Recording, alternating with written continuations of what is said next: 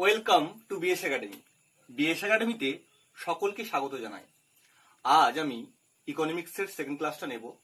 তো ইকোনমিক্সের ফার্স্ট ক্লাসে আমি বেসিক কনসেপ্ট অফ ইকোনমিক্স নিয়ে তোমার ডিসকাস করেছি। তো প্রথমে ওই ক্লাসটা থ্রোলি দেখো এবং খাতাতে নোট ডাউন করো পয়েন্টগুলো, কারণ ডব্লিউবিসিএস তথা এনি গভর্নমেন্ট এক্সামে বেসিক কনসেপ্ট অফ ইকোনমিক্স থেকে প্রচুর প্রশ্ন কিন্তু তোমরা কমন পাবে। তো প্রথমে ওই ক্লাসটাকে তোমরা থ্রোলি দেখো এবং খাতাতে নোট ডাউন করে নাও পয়েন্টগুলো। ওকে, তো আজ সেকেন্ড ক্লাসে আমি তোমাদের সাথে যেটা ডিসকাস করব সেটা হলো difference between economics and economy and ইকোনমিক্সের যে দুটো ব্রাঞ্চ আছে, অর্থাৎ ম্যাক্রো ইকোনমিক্স এবং মাইক্রো ইকোনমিক্স, ওটা নিয়ে আজ আমি ডিটেলসে তোমাদের সঙ্গে আলোচনা করব। এবং মেন পয়েন্টগুলো এখান থেকে তোমরা খাতায় লিখে নেবে, যে পয়েন্টগুলো তোমরা পরীক্ষার আগে একবার থ্রোলি সেগুলোকে চোখ বুলিয়ে যাবে, যাতে তোমাদের কিন্তু এক্সামে প্রচুর হেল্প হবে। ডিফারেন্স বিটুইন ইকোনমিক্স ও ইকোনমি, তো দেখে নাও।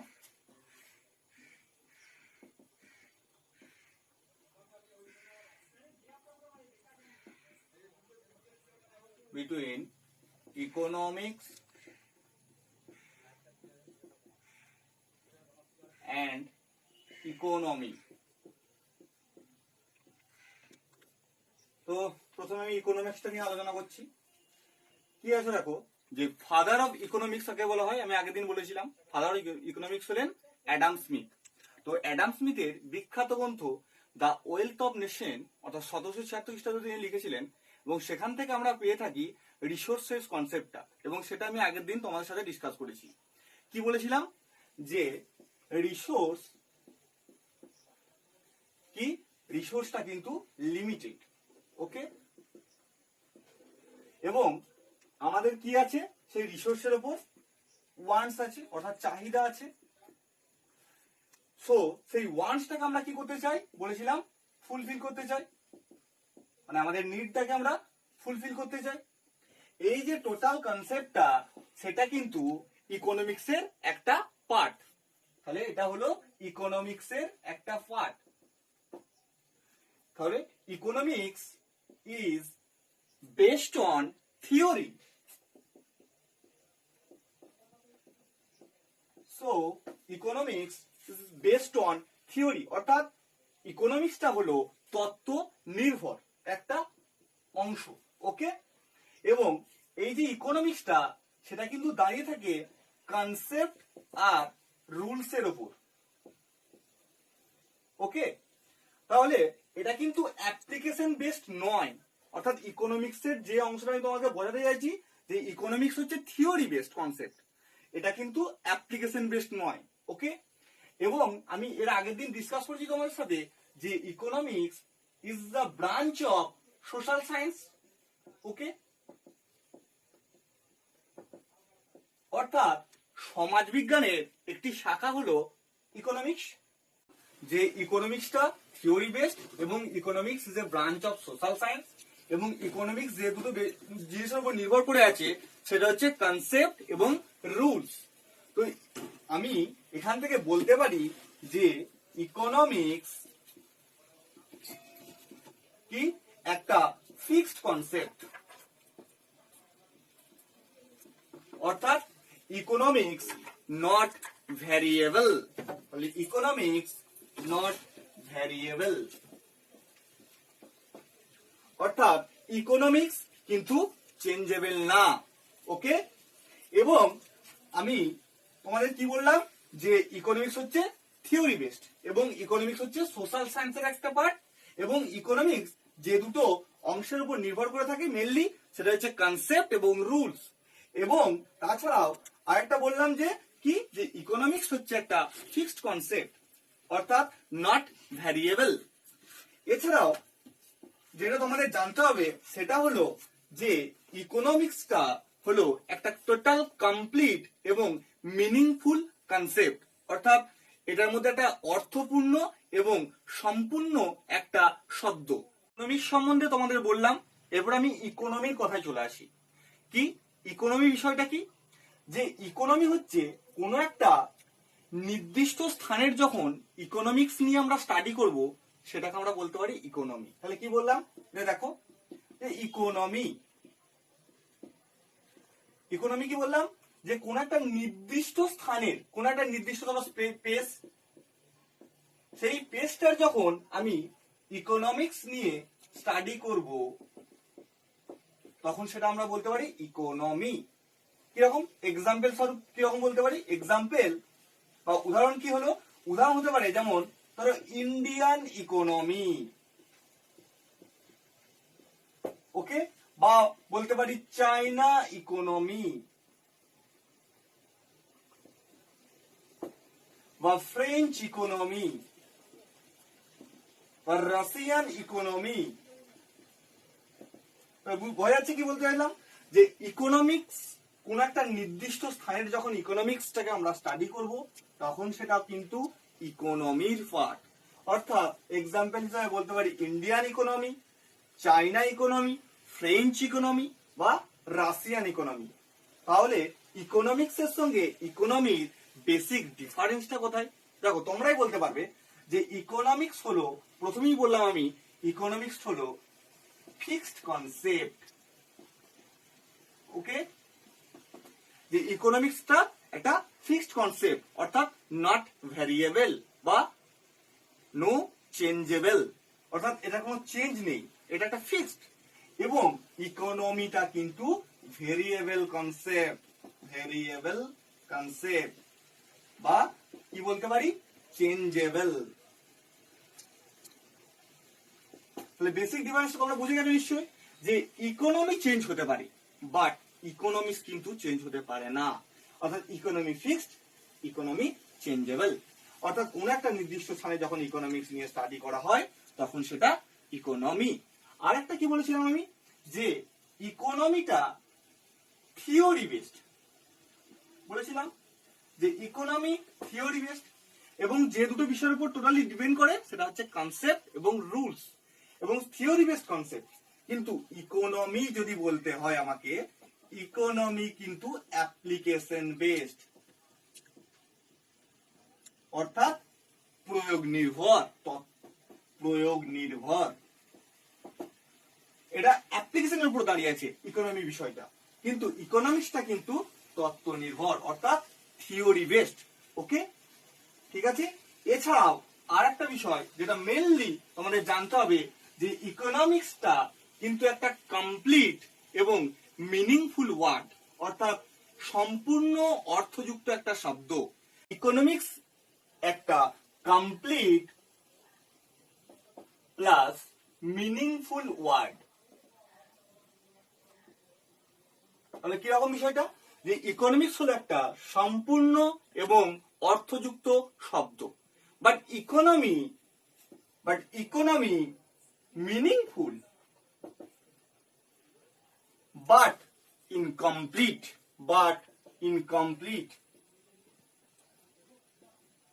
তাহলে কি, যে ইকোনমির একটা অর্থ আছে বাট সেটা কিন্তু অসম্পূর্ণ শব্দ, কিন্তু economics complete plus meaningful word, অর্থাৎ সম্পূর্ণ অর্থযুক্ত শব্দ। এটা একটা বেসিক ডিফারেন্স ইকোনমিক্স এবং ইকোনমির মধ্যে। এছাড়াও ইকোনমি বলতে গেলে যেমন আমাদের অনেক কিছু চলে আসে, যেমন ধরো অ্যাগ্রো বেসড ইকোনমি। ওকে, মানে যেটা ধরো সাপোজ এগ্রিকালচারকে বেস্ট করে যে ইকোনমিক্সটা গড়ে ওঠে সেটা হচ্ছে অ্যাগ্রো বেসড ইকোনমি। অর্থাৎ যেমন তুমি উদাহরণ হিসেবে বলতে পারো ইন্ডিয়া, কারণ ইন্ডিয়ার ম্যাক্সিমাম মানুষই কিন্তু এগ্রিকালচারের উপর ডিপেন্ডেবল। তাহলে এগ্রিকালচারকে যখন ডিপেন্ড করে তাদের অর্থনীতি গড়ে উঠেছে তখন সেটাকে আমরা বলতে পারি কি অ্যাগ্রো বেসড ইকোনমি। যখন কোনো সার্ভিস সেক্টরকে মানে নির্ভর সার্ভিস সেক্টরের উপর ডিপেন্ড করে যখন একটা অর্থনীতি গড়ে ওঠে তখন সেটাকে আমরা বলতে পারি কি সার্ভিস বেসড ইকোনমি। যখন কোনো ইন্ডাস্ট্রি বা অর্থাৎ শিল্প কারখানা তার উপর বেস করে অর্থনীতি গড়ে ওঠে তখন সেটাকে আমরা বলতে পারি ইন্ডাস্ট্রি বেসড ইকোনমি।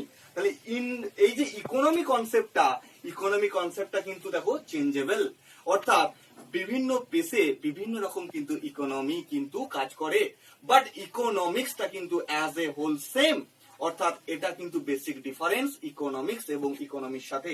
এটা কিন্তু ক্লিয়ারলি তোমরা মাথায় ঢোকাও। কি বললাম প্রথম থেকে আমি আবার একবার রিক্যাপ করে দিচ্ছি, যেটা হচ্ছে ইকোনমিক্স একটা ফিক্সড কনসেপ্ট এন্ড ইকোনমি কিন্তু একটা ভ্যারিয়েবল কনসেপ্ট বা চেঞ্জেবল কনসেপ্ট।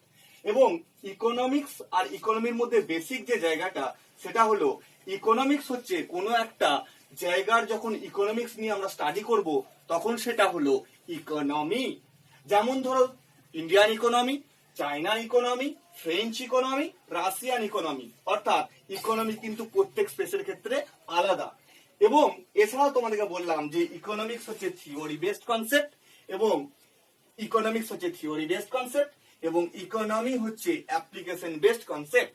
এবং ইকোনমিক্স যে ওয়ার্ডটা সেটা একটা কমপ্লিট এবং meaningful word, but economy is a meaningful word but incomplete.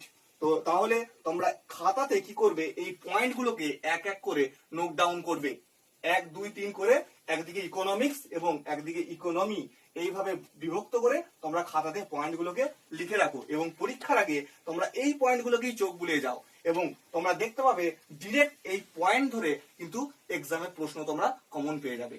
আজকের ক্লাসে আমি নেক্সট যে একটা টপিক নিয়ে ডিসকাস করব সেটা হলো ম্যাক্রো ইকোনমিক্স এবং মাইক্রো ইকোনমিক্স। তো দেখো, মাইক্রো ইকোনমিক্স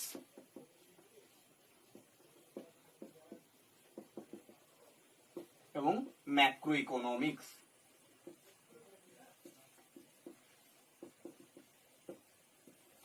ওকে, তো 1933 সালে নরওয়ের বিখ্যাত ইকোনমিস্ট, কি নাম ওনার, র্যাগনার ফ্রিস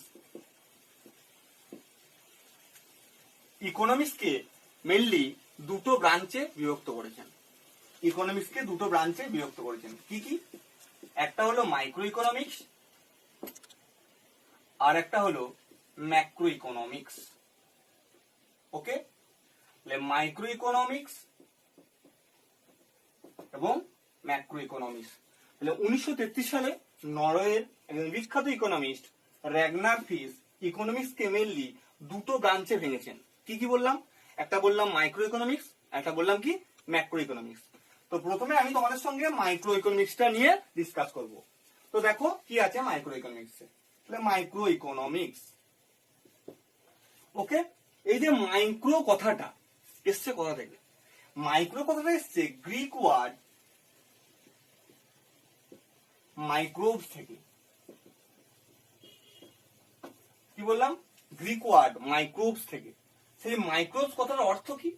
মাইক্রোবস কথাটার বাংলা অর্থ হলো ক্ষুদ্র, বা যেটাকে আমরা বলতে পারি ছোট।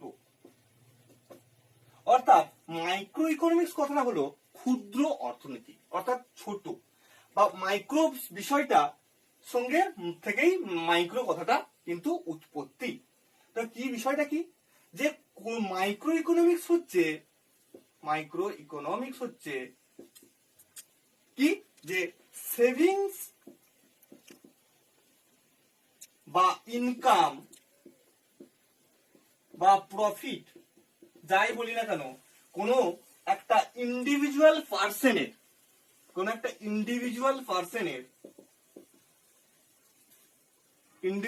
পার্সনের যখন আমরা ক্যালকুলেট করব তখন সেটাকে আমরা মাইক্রো ইকোনমিক্সের মধ্যে ফেলবো। অর্থাৎ কোন একটা সিঙ্গেল পার্সন বা কোন একটা ইন্ডিভিজুয়াল, কোন একটা ব্যক্তি, তার যখন আমরা আয়, তার যখন আমরা সঞ্চয়, লাভ, এই সমস্ত বিষয় নিয়ে আলোচনা করব, সেটা কিন্তু মাইক্রো ইকোনমিক্সের part. Not only single person, যখন ধরো সাপোজ একটা কোনো সিঙ্গেল ইন্ডাস্ট্রি কথা বলো বা ইন্ডিভিজুয়াল কোনো ইন্ডাস্ট্রি বলো, ধরো লোহা ইস্পাত কোনো একটা কারখানা, তার যখন প্রোডাকশন, তার কস্ট, তার ইনকাম, তার সেভিংস সমস্ত নিয়ে যখন আলোচনা করা হবে ইকোনমিক্সের যে শাখায়, সেটাই হলো কিন্তু মাইক্রো ইকোনমিক্স। ওকে, তাহলে মাইক্রো ইকোনমিক্স কি বললাম? তাহলে micro economics is a branch of economics which studies বা which deals with individual units or small unit. Okay, clear? বুঝতে পারছো? আরো আমি তোমাদের বিশদে জিনিসটা ডিসকাস করে দিচ্ছি, যেটা হলো সাপোজ ধরো মাইক্রো ইকোনমিক্স বলতে গেলে আমি প্রথমে তাহলে কি বললাম, যে কোন একটা সিঙ্গেল পার্সন বা ইন্ডিভিজুয়াল পার্সন বা কোন একটা সিঙ্গেল ইন্ডাস্ট্রি বা কোন একটা ইন্ডিভিজুয়াল কোন ইন্ডাস্ট্রি, তার যে ইনকাম বা প্রফিট বা সেভিংস, সেই সমস্ত বিষয় নিয়ে যে ইকোনমিক্সে আলোচনা করা হয় সেটাই কিন্তু হলো মাইক্রো ইকোনমিক্স। কি বললাম, যে মাইক্রো ইকোনমিক্সটা একটা ইন্ডিভিজুয়াল অর স্মল ইউনিটকে কিন্তু ডিফাইন করে। ওকে, তাহলে স্মল ইউনিট বলতে কি কি বলে দিলাম, কোন একটা সিঙ্গেল পার্সন হতে পারে, বা কোন একটা সিঙ্গেল ইন্ডাস্ট্রি হতে পারে, বা কোম্পানি হতে পারে, বা ফার্ম হতে পারে। ওকে, তাহলে এই যে সিঙ্গেল পার্সন বা সিঙ্গেল ইন্ডাস্ট্রি বা সিঙ্গেল কোন কোম্পানি বা ফার্ম, তাদের যে প্রোডাকশন, তাদের যে কস্ট, তাদের যে ইনকাম, তাদের যে প্রফিট, এছাড়াও কোন একটা স্পেসিফিক কোন প্রোডাক্টের ডিমান্ড, সাপ্লাই, এই সমস্ত বিষয় নিয়ে ইকোনমিক্সের যে ব্রাঞ্চে আলোচনা করা হয় সেটা হলো মাইক্রো ইকোনমিক্স। তাহলে বোঝা গেল যে মাইক্রো ইকোনমিক্স হচ্ছে একটা স্মল ইউনিট, এবং কিরকম, যে কোন একটা কোম্পানি বা সিঙ্গেল কোন ফার্মের production, cost, income, profit, demand, supply অথবা স্পেসিফিক কোনো কিছু বিষয় নিয়ে আলোচনা করা হয়, সমস্তটাই কিন্তু মাইক্রো ইকোনমিক্স এর মধ্যে পড়ে যায়। ঠিক আছে, এরপর ম্যাক্রো ইকোনমিক্স এর কথা আমরা চলে আসবো। ম্যাক্রো ইকোনমিক্স এ কি আছে দেখবো, এবং আমরা পরবর্তীকালে দেখে নেবো যে মাইক্রো ইকোনমিক্স এর সঙ্গে ম্যাক্রো ইকোনমিক্স এর কি ডিফারেন্স আছে। মানে আমি বলে দেওয়ার পরে তোমরা নিজেরাই কিন্তু খাতাতে এটা করতে পারবে। এরপর হলো যেটা বললাম তোমাদের সাথে, ম্যাক্রো ইকোনমিক্স। ম্যাক্রো ইকোনমিক্স কি আছে ম্যাক্রো ইকোনমিক্সে? ম্যাক্রো ইকোনমিক্স হচ্ছে বৃহৎ অর্থনীতি, অর্থাৎ মাইক্রোতে বলেছিলাম ক্ষুদ্র, আর ম্যাক্রো হচ্ছে বৃহৎ। সেই ম্যাক্রো ইকোনমিক্স বলতে ইকোনমিক্স এর এমন একটা ব্রাঞ্চ যেখানে কিন্তু কি নিয়ে আলোচনা করবে, বিগার ইউনিটস নিয়ে আলোচনা করা হবে। অর্থাৎ মাইক্রো ইকোনমিক্স এ কি একটা স্মল ইউনিট বা ইন্ডিভিজুয়াল ইউনিট নিয়ে আলোচনা করা হচ্ছিল, কোন একটা সিঙ্গেল পার্সনের বা সিঙ্গেল কোনো কোম্পানি বা ফার্মে। কিন্তু ম্যাক্রো ইকোনমিক্স এ কিন্তু একটা বিগার ইউনিটস, যেমন ধরতে পারো economy as whole,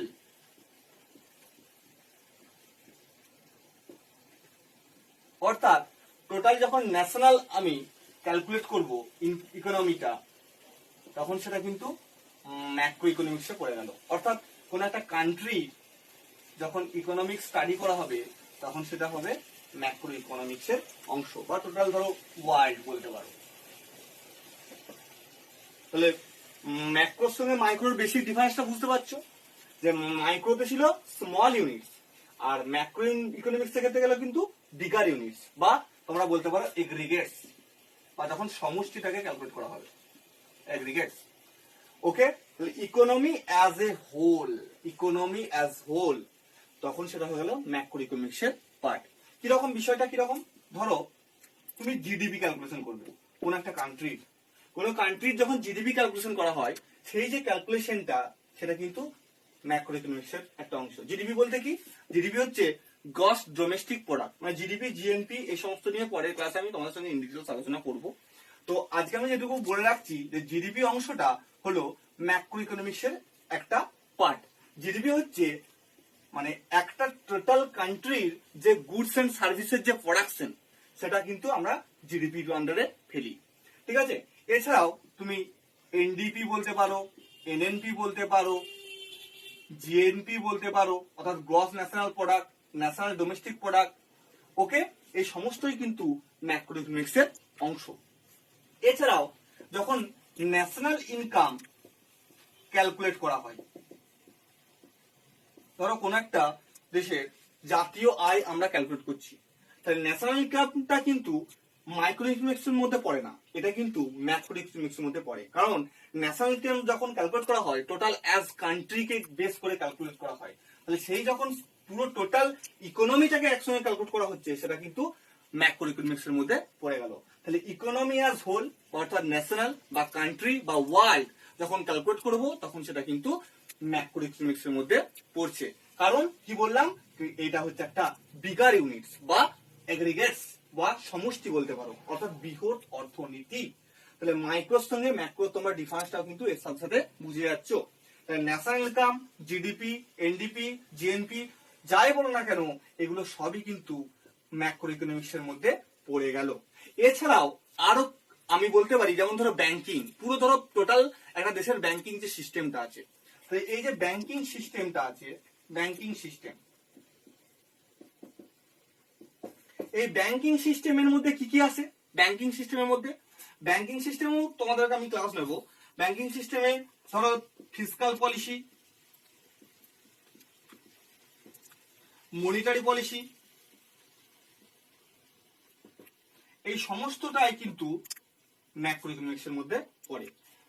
monetary policy, fiscal policy, banking পুরো টোটাল যে সিস্টেম সেটাই কিন্তু ম্যাক্রো ইকোনমিক্সের মধ্যে পড়ে যায়। ন্যাশনাল ইনকাম, সমস্ত বিষয়টাই কিন্তু ম্যাক্রো ইকোনমিক্সের একটা অংশ। বুঝতে পারছো? তাই এটা কিন্তু একটা বিগার কনসেপ্ট, আর মাইক্রো ইকোনমিক্স হচ্ছে স্মল কনসেপ্ট। বেসিক ডিফারেন্সটা কিন্তু এটা। এরপর ভেতরে ঢুকে তোমরা, যেমন আমি তোমাদের ক্ষেত্রে কি বলেছিলাম, মাইক্রো ইকোনমিক্সের ক্ষেত্রে ডিমান্ড সাপ্লাই কোন একটা স্পেসিফিক প্রোডাক্টের ক্যালকুলেট করা হয়। তাছাড়াও প্রোডাকশন, মানে theory of production, theory of cost, সেগুলো সব মাইক্রো ইকোনমিক্সের মধ্যে পড়ে। কিন্তু ম্যাক্রো ইকোনমিক্স যখনই বলবো তখন একটা টোটাল কান্ট্রিকে বেস করে হবে বা টোটাল একটা ওয়ার্ল্ডকে বেস করে হবে, সেগুলো হচ্ছে তোমার ম্যাক্রো ইকোনমিক্সের মধ্যে পড়ে। ম্যাক্রো এবং মাইক্রোর কনসেপ্টটা কিন্তু আমি তোমাদের সঙ্গে ডিসকাস করলাম, এবং তোমাদের মেনলি যেটা কাজ হবে সেটা হচ্ছে মাইক্রো এবং ম্যাক্রোর মধ্যে ডিফারেন্সটা করে নেওয়া। কিরকম? দেখো, আমি আগের দিন প্রফেসর আলফার্ড মার্শেলের কথা বলেছিলাম। কি বলেছিলাম? যে প্রফেসর আলফার্ড মার্শেল হলেন যে এমন একজন ইকোনমিস্ট যিনি বলেছিলেন যে ইকোনমিটা কিন্তু ওয়েলফেয়ার বেসড, অর্থাৎ জনকল্যাণ অর্থনীতির কথা কিন্তু তিনি বলেছিলেন। এই যে ওয়েলফেয়ার ইকোনমিক্স এই অংশটা কিন্তু মাইক্রো ইকোনমিক্স এর মধ্যে পড়ে। ওয়েলফেয়ার ইকোনমিক্স অর্থাৎ জনকল্যাণ যে অর্থনীতি, অর্থাৎ মাইক্রো ইকোনমিক্সটা এমন একটা ইকোনমিক্স যেটা হচ্ছে স্মল ইউনিটস কে ডিফাইন করে, এবং ম্যাক্রো ইকোনমিক্স হচ্ছে একটা বিগার ইউনিট কে ডিফাইন করে। ওকে, এবং ম্যাক্রো আর মাইক্রোর মধ্যে মেন যে বিষয়টা সেটা হলো মাইক্রো ইকোনমিক্স কোন একটা সিঙ্গেল পার্সন বা সিঙ্গেল কোম্পানি বা সিঙ্গেল ফার্ম বা সিঙ্গেল কোন ইন্ডাস্ট্রির যে অর্থনীতি বা প্রোডাকশন আমরা ধরে নিতে পারি, বা income, profit, savings, demand, supply, সমস্ত কিছুই, বা কনজিউমার্স, হাউস হোল্ড, সমস্তটাই কিন্তু মাইক্রো ইকোনমিক্স এর মধ্যে পড়ে যায়। আর ম্যাক্রো ইকোনমিক্স বলে দিলাম GDP, GNP, national income, banking যে সিস্টেম অর্থাৎ মনিটারি পলিসি, ফিসকাল পলিসি। ওকে, এছাড়াও আরো দুটো বিষয় আছে, সেটা হচ্ছে ইনফ্লেশন এবং ডিফ্লেশন। এই সমস্তটাই কিন্তু মাইক্রো ইকোনমিক্স এর মধ্যে কিন্তু পড়ে, অর্থাৎ মুদ্রাস্ফীতি এবং মুদ্রাহ্রাস। নেক্সট ক্লাসে আমি জিডিপি, জিএনপি নিয়ে ডিসকাস করব। তারপরের ক্লাসে আমি ইনফ্লেশন এবং ডিফ্লেশন নিয়েও তোমাদের সঙ্গে আলোচনা করব। ইন ডিটেলস তোমাদেরকে ইনফ্লেশন এবং ডিফ্লেশন আমি বুঝিয়ে দেবো। তাহলে তোমাদের বাড়িতে যে মেনলি যেটা কাজ হবে, এই মাইক্রো এবং ম্যাক্রো ইকোনমিক্স থেকে যে প্রশ্ন আসে সেই বেস করে আমি তোমাদের আজকে ক্লাসটা নিলাম। এবং প্রথমত গভর্নমেন্ট এক্সাম, ডব্লিউবিসিএস তথা সমস্ত এক্সামেই মাইক্রো আর ম্যাক্রো ইকোনমিক্স থেকে কিছু কিছু প্রশ্ন কিন্তু তোমরা পাবেই। তো প্রথমত তোমরা কি করবে, খাতাতে আজকে প্রথমে খাতা নিয়ে এই মাইক্রো আর ম্যাক্রো ইকোনমিক্সকে প্রথমে দুটো পার্টে বিভক্ত করে পয়েন্টগুলো লিখে রাখো। ওকে, এবং সেটা কিন্তু তোমরা কমেন্ট বক্সে দেখাতে পারো এবং আমরা সেটা চেক করে দেবো। ওকে, ঠিক আছে। তো আজকের ক্লাস এতটাই, এবং নেক্সট ক্লাসে আমি তোমাদের সঙ্গে আরো বিশদে আলোচনা করব ইকোনমিক্সের বিভিন্ন ব্রাঞ্চ এবং ইকোনমিক্সের যে GDP, GNP calculation, national income, সমস্ত বিষয় নিয়ে কিন্তু তোমাদের সঙ্গে ডিসকাস করব, এবং আমি তোমাদের কিছু এমসিকিউ নেক্সট ক্লাসে কিন্তু করাবো ইকোনমিক্সের এই বেসিক কনসেপ্ট এবং আজকে যে ক্লাস নিলাম তার উপরে। ঠিক আছে, সাথে থেকো, সঙ্গে থেকো এবং চ্যানেলটিকে ফলো করো। Thank you for watching.